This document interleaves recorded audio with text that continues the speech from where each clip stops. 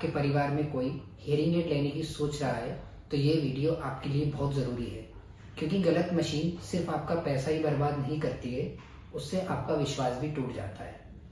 एक गलत फैसला उनको चूक कर सकता है और एक सही फैसला उनकी दुनिया को वापस लौटा सकता है।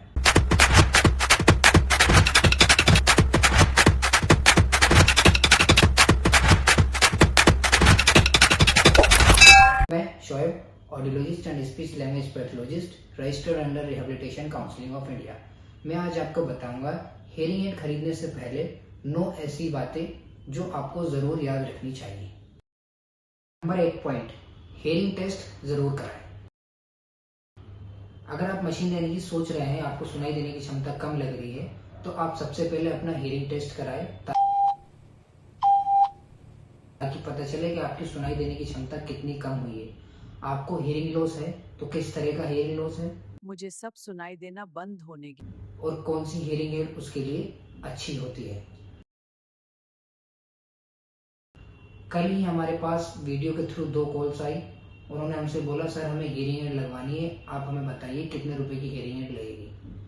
हमने उनको डायरेक्टली मना किया कि सर ऐसे हियरिंग एड नहीं लगती है, पहले आपको हियरिंग टेस्ट अपना कराना होगा। अगर आपने कोई हियरिंग टेस्ट कराया है तो आप हमें हियरिंग रिपोर्ट भेजिए अपने टेस्ट की, फिर हम आपको बताएंगे। उन्होंने बोला, सर हमने कोई हियरिंग टेस्ट तो नहीं कराया है। तो हमने उनसे डायरेक्टली बोला, सर आप पहले अपना हियरिंग टेस्ट कराइए, क्योंकि हियरिंग टेस्ट के अकॉर्डिंग ही आपकी हियरिंग एड फिट होता है कि आपको कितना लॉस है, किस प्रकार का लॉस है। उसको देखने के बाद ही पता चलता है कि कौन सा हियरिंग एड आपके लिए सही होगा। नंबर 2 पॉइंट, हियरिंग लॉस का प्रकार समझो। जब आप हियरिंग टेस्ट कराएंगे तो आपके डॉक्टर या ऑडियोलॉजिस्ट आपको हियरिंग लॉस का प्रकार आपको बताएंगे। हो सकता है आपके कान में जो मध्य कान है उसमें प्रॉब्लम हो, क्योंकि बहुत सारी समस्या ऐसी होती है जो दवाइयों से ठीक हो जाती है या सर्जरी से ठीक हो जाती है, मशीन की ज़रूरत नहीं पड़ती। तो इसलिए सबसे पहले अपना हियरिंग लॉस का प्रकार जाने, उसके बाद में मशीन लेने का सोचें। Number 3 point, types of hearing aid. Market में बहुत सारे हियरिंग एड हैं। कुछ हियरिंग एड ऐसे हैं जो कान के पीछे लगते हैं, कुछ हियरिंग एड ऐसे हैं जो कान के अंदर लगते हैं, कुछ हियरिंग एड इतने छोटे हैं जो कान के बिल्कुल अंदर लगते हैं लेकिन दिखाई नहीं देते हैं। लेकिन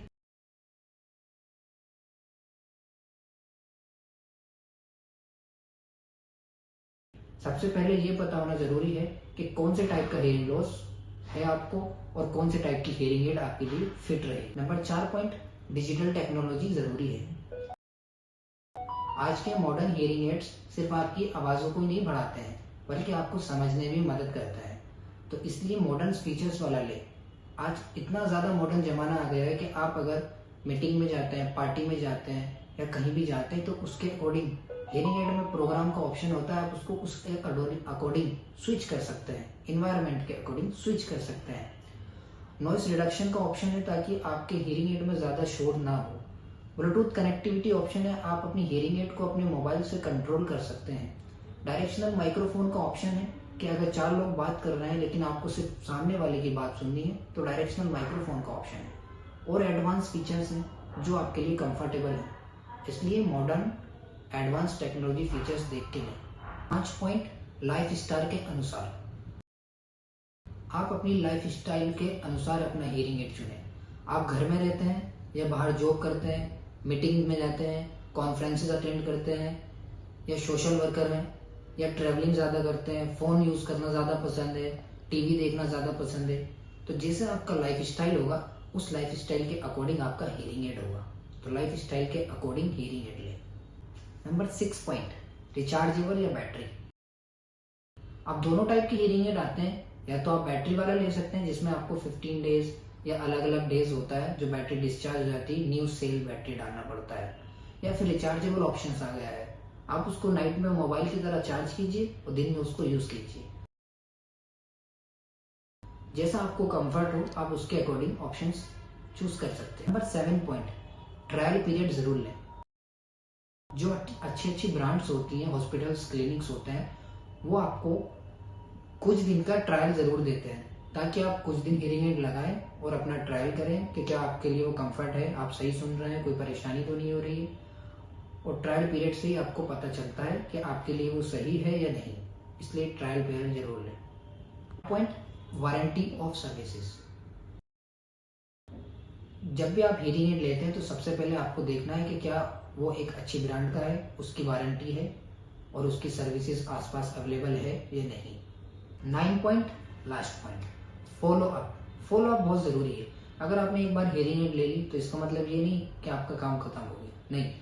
हीयरिंग एड लेने के बाद भी आपको क्लिनिक्स में विजिट करना होता है, जैसे वो टाइम पीरियड देते हैं उसके अकॉर्डिंग, क्योंकि हीयरिंग एड की फाइन ट्यूनिंग होती है। जो हमारा ब्रेन होता है वो हीयरिंग एड के साउंड से एकदम अडेप्ट नहीं कर पाता, वो धीरे धीरे अडेप्टेशन करता है।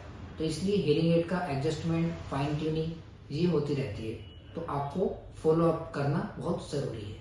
याद रखिए, हीयरिंग एड कोई मशीन नहीं है, ये एक जरिया है जिससे एक दादी अपने पोते की आवाज़ सुन सकती है, and the loop flew higher and higher. It did. It was so happy. एक माँ अपने बेटे की आवाज़ सुन सकती है, ये हेयरिंग तुम्हारी है। मुझे आवाज सुनाई दे रही है। बहुत अच्छी, तुम ठीक से सुनाओगे। हाँ, हेयरिंग लगाने से मुझे आवाज आ रही है। और एक दोस्त अपने दोस्तों के कल्चर में जाके पार्टी एंजॉय कर सकता है।